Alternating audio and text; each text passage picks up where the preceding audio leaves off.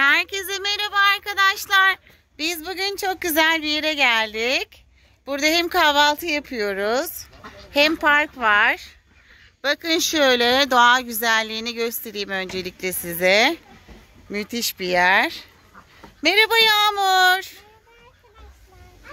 Çınar merhaba demek ister misin anneciğim? Hadi çık bakalım. Aferin. Merhaba diye bay bay yap. Merhaba. Bakın arkadaşlar burada neler var? Ördekler var. Tavşanlar var. Evet, tavşanlar da var bakın. Çok güzeller. Merhaba. Tavuk kardeşler. Merhaba. Ay bakın ördeklere bakın. Gördün mü Çınar gel. Korkma. Al. Onlar senden kaçıyor. Hadi. Merhaba ördekler.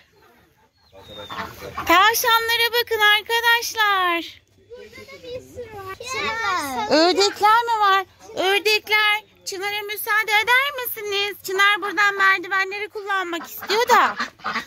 Yağmur dur. Yağmur. Hiç bu kadar yakından görmemiştim bu değişik bu güvercinleri ben ya. Merhaba güvercinler.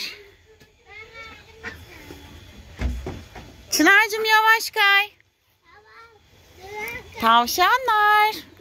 Şunların tatlışlıklarına bakar mısınız ya?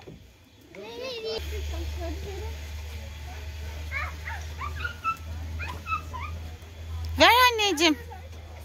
Ver anneciğim. Aferin ver.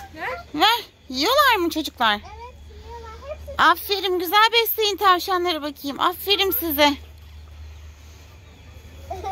Ay ne kadar güzeller ya. Aferin size. Bir sürü verdik. Tatlışlar. Hadi verin bakalım besleyin biraz daha bu tavşancıkları. Ördekleri de besleyin. Bakın burada da var ama. Bunlar da yalnız kalmış. Bunları da verin. Size de verelim. Gelin. Nasıl vereceğiz? Kapalı her yeri. Şunda vardı ama orada kapalı. Vallahi burası. Evet. Evet. Çok güzeller. Gelin. Çınar kafanda ot var oğlum. Sen de mi ot yiyorsun yoksa? Bugünlük videomuzdan bu kadar arkadaşlar. Sizleri çok özledik. Kendinize çok iyi bakın. Kanalımıza abone olmayı lütfen unutmayın. Takipte kalın. Yeni videolar daha çekeceğiz. Tekrar görüşmek dileğiyle. Bay bay. Hadi Çınar sen de bay bay.